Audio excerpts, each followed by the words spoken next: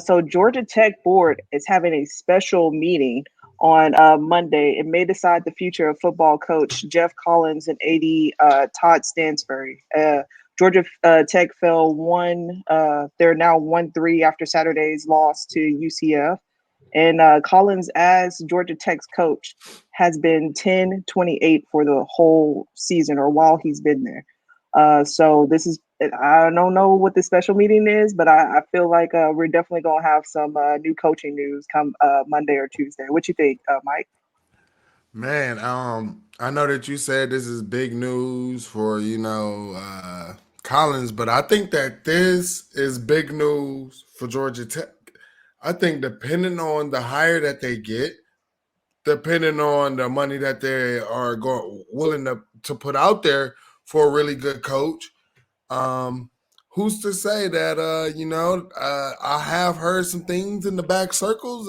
Maybe Dion might want to coach there. I mean, he likes Georgia. He's been in Georgia. He likes Atlanta.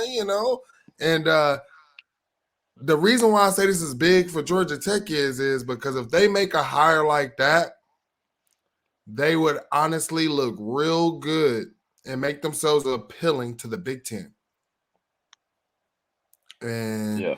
because they have the academic standings and all of that to fit there, and the Big Ten is trying to get their footprint.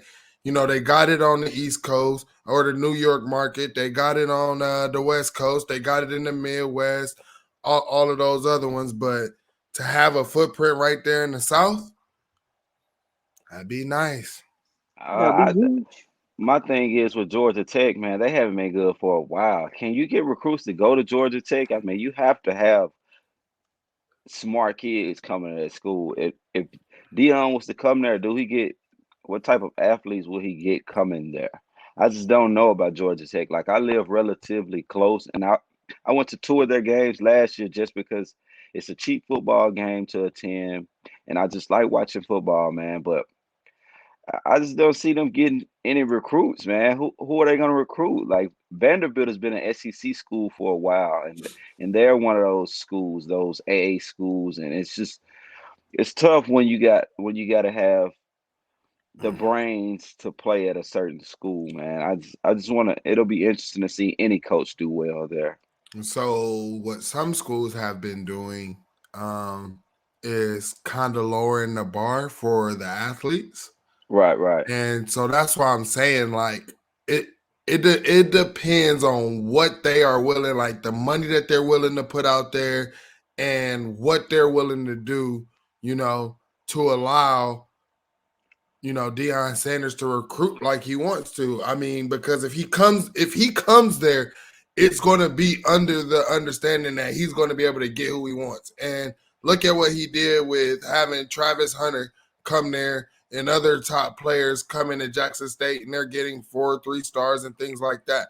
Like if he's recruiting like that, and I'm telling you, he's right in Georgia. There's athletes in Georgia, like high school football in Georgia is amazing, man.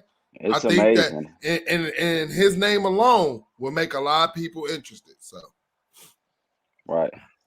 Oh yeah, definitely. And the recruits that don't end up at some of these other top schools in the South. I mean, with Dion there, that's more incentive to go there. So we'll definitely see. Stansbury has led Georgia Tech athletic department since 2016. So they haven't done much with their season or while he's been there.